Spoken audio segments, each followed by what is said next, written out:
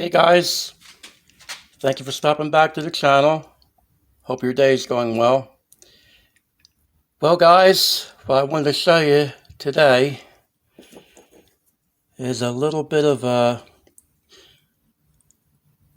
discrepancy I have here over these heads right here. Who can guess what they are? Alright, I won't make you guess. These are the Dove heads, fellas, for 460.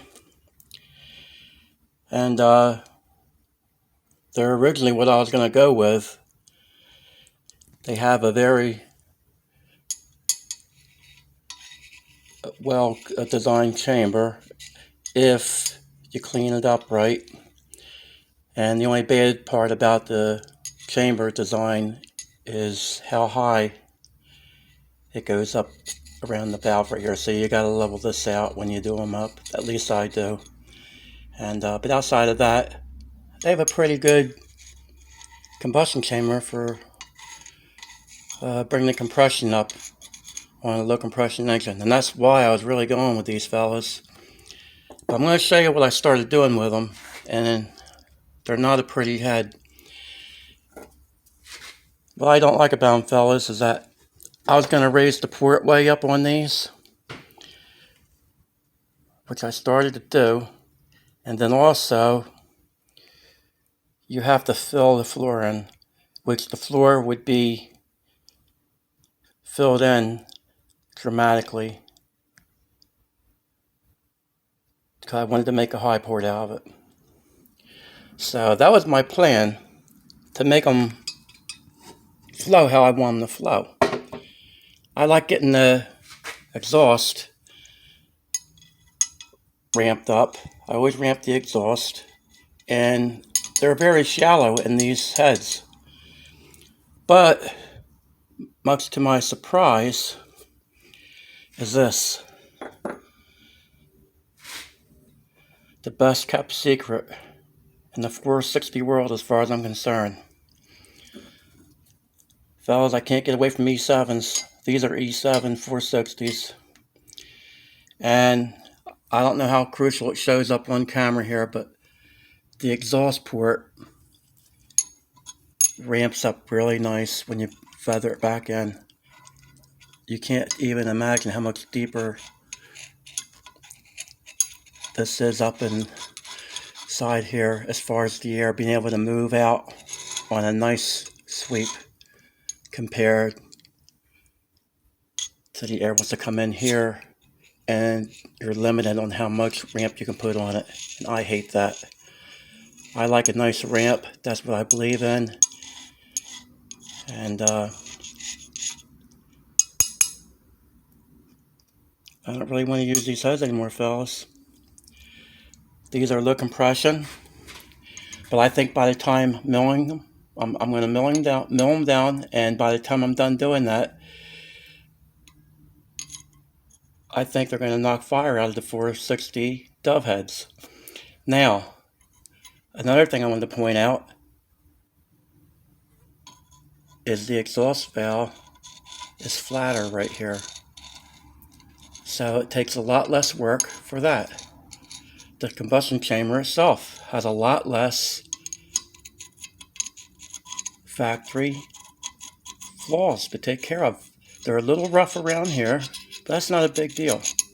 I'm not worried about that too much. But here's the best part, fellas. If you want to see a high port head, this is a high port head. They are on the small side. I've been working on them a little bit, but I don't know if you guys can tell what a nice shape you can wind up with. Once I'm finished with these fellas, I think they're going to have a very fast airspeed out the exhaust.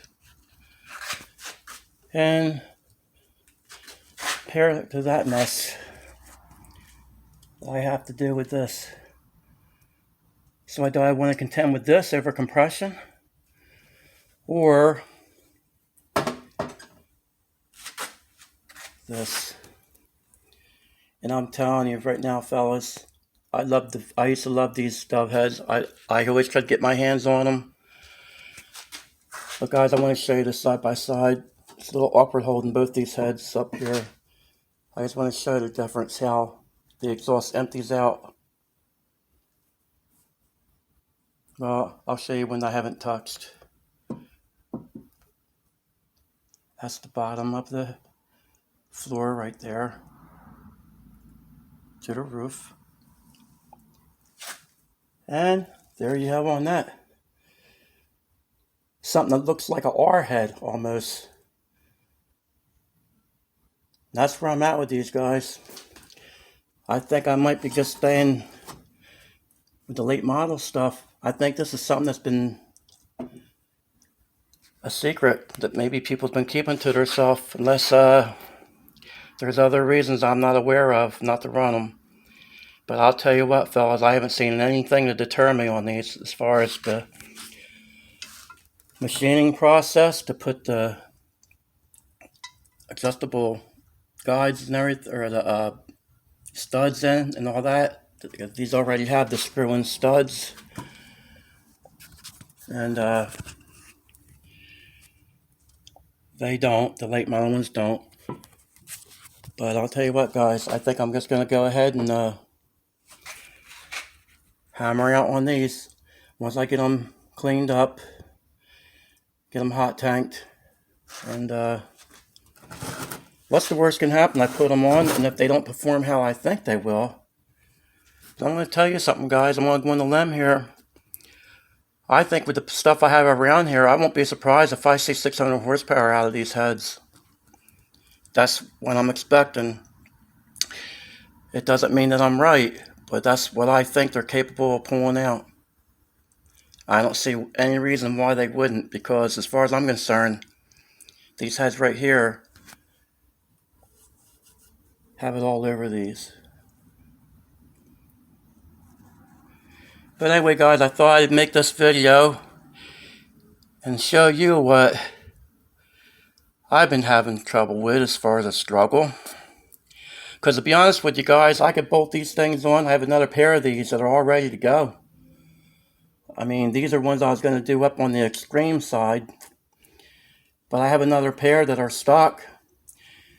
And I believe I'm going to put them for sale and just use the money I get from them and put in these. I just think these are going to be the way to go for me. As far as compression-wise, that would be a no-no.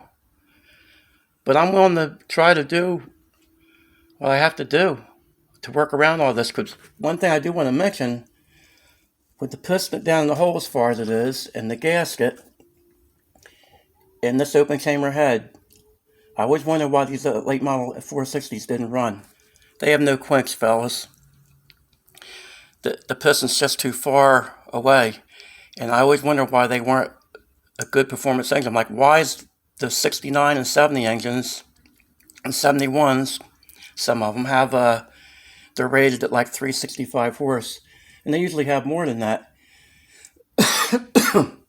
And I thought, why is the late model stuff just so lazy? And I thought part of that was because of the cam timing being retarded. Because like in the 72 and 3, they retarded it on the cam timing and sprocket. And I thought this motor right here would have the same thing. Unless somebody's been in that engine and changed it. That was top dead center on the cam sprocket. Here, I'll show you, fellas. The engine's over here.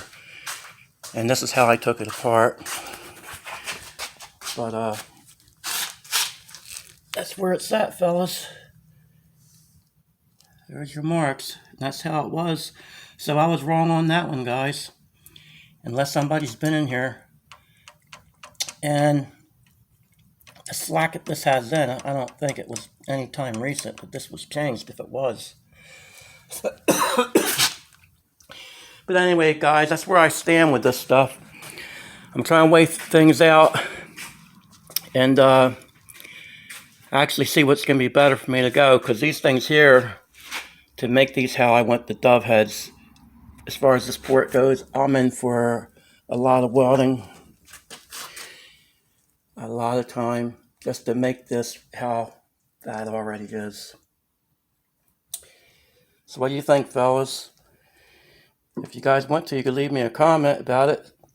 Any 460 fans out there, I know this looks very huge. People's trying to say, hell, he has that way too big. But fellas, when I was done with it, it was going to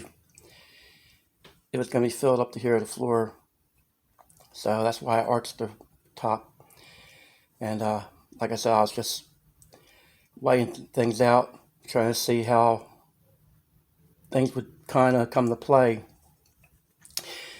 with both sets of these heads. And I think this is the winner.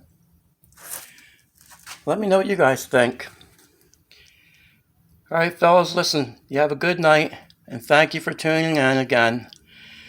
And if you have any ideas, or if anybody's ever riding this late model head, I'd appreciate to see what kind of numbers they made. And if this engine wouldn't make 600 horsepower with a good compression ratio, brought up to 10.5 to 11-to-1, or a little better, with a decent cam. I'm talking about a cam that would do the job to make that kind of power. I think it's right there to be had.